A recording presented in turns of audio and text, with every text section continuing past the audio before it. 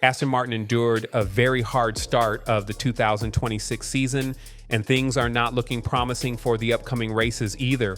All eyes are on the maestro Adrian Newey, as the expectations were very high for the new collaboration between Aston Martin and Honda. But now that they're arguably the worst team on the grid, internal frustrations have started to boil over, and the big question emerges: is this a threat for Adrian Newey's seat? And if so, what changes will Lawrence Stroll make for the sake of keeping Newey on board? There is no doubt about Aston Martin's downfall. The Silverstone-based squad thought they had it all figured out with Newey and Honda, but it turned out to be a complete failure. The Australian GP was always going to be a struggle for them, and the fact that Stroll managed to finish the race 15 laps behind Russell is being considered a positive outcome for Aston Martin, which tells you everything you need to know about the dynamics of the team. To make it even worse, it doesn't seem like there is an immediate fix to these issues. Quite the contrary. The predictions for China are even worse, as Aston Martin will bring a limited number of parts so that they'll focus on a conservative approach to the race rather than finding solutions for their current problems. And that's why there is a general belief that Aston Martin is frustrated with the dynamics of Adrian Newey's work, according to ESPN. After the Australian GP, Aston Martin faced a battery shortage, and although they are in a firm belief that they can salvage one of the two batteries that failed in Melbourne due to a communications issue, it's worth mentioning that teams are only expected to use 4 across the entire season. It's a direct threat for the Silverstone-based squad in terms of ongoing penalties throughout the year, and that puts Honda in a difficult spot for the remainder of 2026. You might ask yourself, where's the frustration with Newey here? It's quite simple, actually. He is believed to be pushing hard for Honda to improve behind the scenes, but his antics are now seen to be creating internal frustration within the team. Honda's chief, Koji Watanabe, and Newey appeared alongside each other during last Thursday's press conference in Melbourne. However, certain topics hadn't been discussed before they faced the media. Even the previous team principal, Andy Cowell, was located in Japan to help Honda with their reliability issues. But as of now, the most frustrating part is that there is not a quick fix for the problems that the team is facing. If somebody told us that Aston Martin would hit rock bottom before they even started the season, I think I speak for everyone when I say we'd laugh at this judgment. However, the fact that a team like Cadillac and Audi managed to get at least one driver to finish the race, and Audi even score points with Bortoleto, speaks volumes in terms of where Aston Martin is as a team right now. The statements from Adrian Newey are not encouraging at all. The former Red Bull chief of aerodynamics stated loud and clear that in Australia, his team was focused on nothing more than gathering information and preserving components. Further adding, Sunday in Melbourne was primarily an opportunity to learn more about the AMR 26.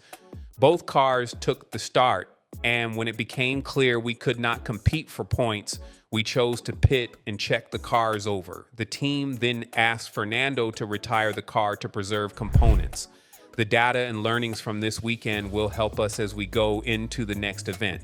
Honda's trackside general manager and chief engineer Shintaro Orihara assured the Aston Martin fans that we are going to see a different version of the AMR 26 in China because they've taken measures for the vibration situation.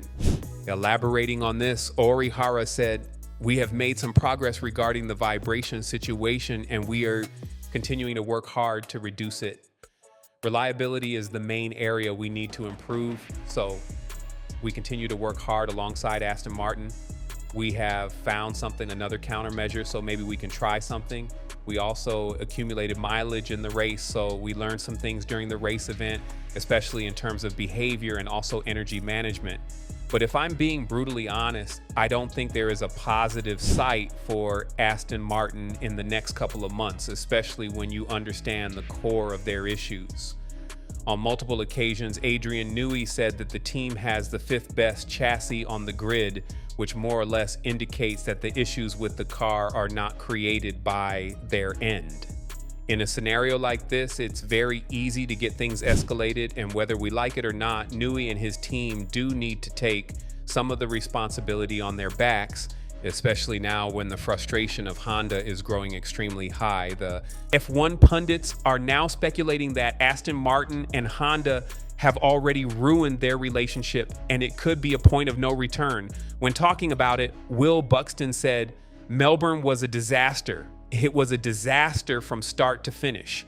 Let's not try to paint this as some sort of success that Aston Martin managed to get a car on the grid, managed to get it to overtake a few cars when the lights went out, and somehow completed more laps than we expected. And Fernando Alonso went back in the race however many laps down he was. It's a disaster. This is the year that was supposed to be the one. The Adrian car, the Honda engine, Lawrence Stroll pinned everything on the regulation change this year. This was the year that they came to fight, and they are not. There's one common person that's binding Aston Martin and Honda from the past, and that's Fernando Alonso. It was very interesting to see how he's going to react on the fact that Honda, the team that ruined McLaren's chances of competition back from 2015 to 2017, is now supposed to supply Aston Martin with engines. The reaction did not disappoint. When talking about it to a greater extent, the 2-time world champion said, "I think I can see things now from a different perspective and with a different maturity, but I don't think that 10 years ago things were, again, dramatic. This is Formula One, a very media-centric sport. When you win a few championships just racing against your teammate, you are God. And then when you're fighting through a difficult period, everything is magnified as well." In a way, 10 years later, some of the things people thought about me back then, they may have changed their opinion and maybe now think that I was right 10 years ago. If we look at the proximate history of Honda, we can see that they've had their fair share of problems with McLaren and Red Bull, even though they got on top of it with the Austrian-based team. The McLaren tenure still stands as one of the worst partnerships on the grid. This does hint towards the fact that the problem could be more on the side of the Japanese team, especially if you remember that they were already on their way out before Lawrence Stroll convinced them otherwise. And now, after the first race, Will Buxton believes that Aston Martin throwing Honda under the bus will have massive implications over the remainder of their season. As he continued, "When you start off your first weekend throwing Honda under the bus, and in Japanese culture, pride and loyalty are so key. I just feel like they may have completely ruined that relationship before the first weekend was even over. And that, more than anything, it's a disaster from every conceivable perspective." The pressure is now on Adrian Newey. Although the engine vibrations and battery issues are yet to be resolved, he is the one that we had the most trust in. He was the man who was supposed to bring revolution to Aston Martin, despite all of Horner's statements that one man doesn't make a team great. Now, from this perspective, I think we should have trusted the former Red Bull team principal, but either way, the man who needs to make a move is Lawrence Stroll. We know how hard he fought to bring Newey over, and losing him just like that won't be easy. But if he sees no progress at all, another technical reshuffle could be possible where, instead of Newey being fired, he could be relegated or given a less significant role. It would be interesting to see how this will pan out, because Newey is not just an ordinary part of Aston Martin. He is a technical partner, and cutting ties with him will be much easier said than done. But considering all of the opinions of the experts as well as the drivers, one thing is for sure, Aston Martin has the worst and the most unexpected starts of the season. Lawrence Stroll needs to act quick if he wants to see any types of points being scored in the remainder of the season. And from this point of view, I'd like to ask you, do you think that he should fire Adrian Newey and focus on the partnership with Honda? Or do you think that bringing the Japanese manufacturer was a mistake? Let us know in the comments below.